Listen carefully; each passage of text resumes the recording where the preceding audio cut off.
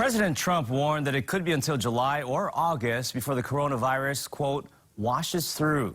So how are you reacting to the coronavirus pandemic, especially if you have a job that's been affected like tourism or small businesses, or if you have kids with an extended spring break? Are you stressing out and letting your fears overtake your life?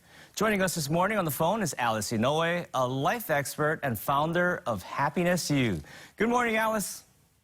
Good morning, Ross. How are you? I'm doing excellent. Yourself? I'm good. Thank you. Now, Alice, you coach, guide, and work with people daily. What have you seen or noticed?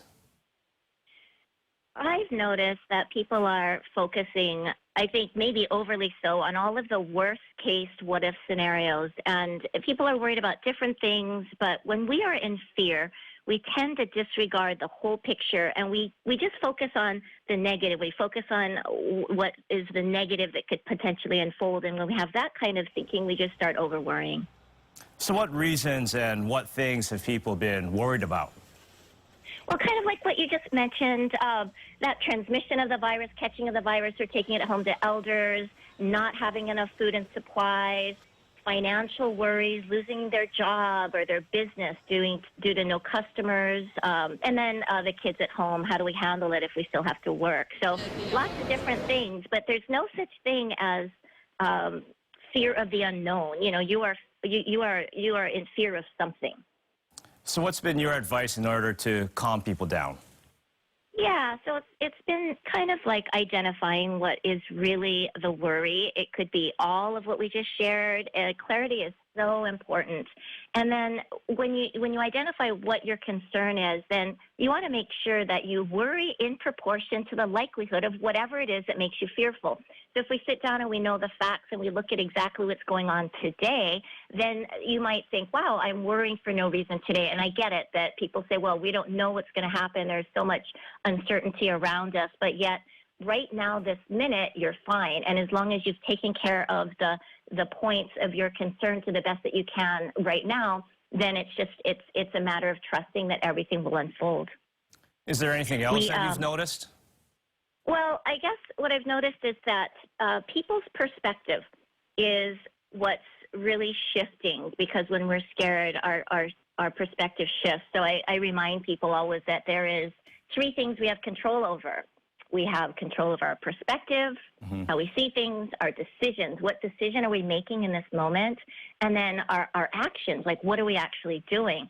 And all of this external pressure that we're feeling right now, one thing I've noticed is that more people are arguing.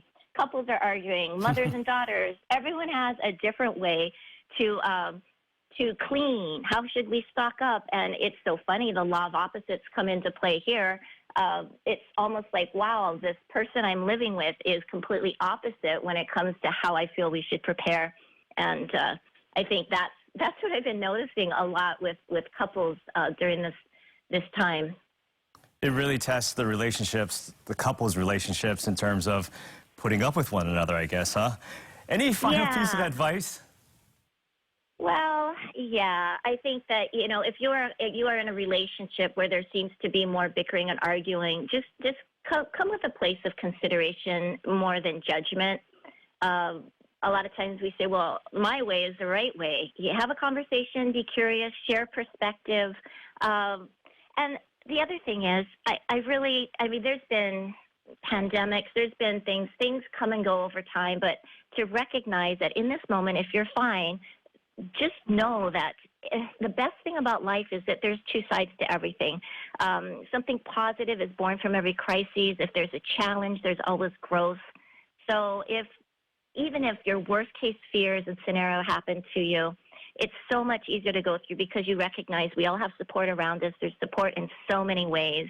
And remember that you shape your reality by those thoughts that you think about what's going on, the words that you're speaking about what's going on. The more you worry, the more you stress, the more you compromise your immune system.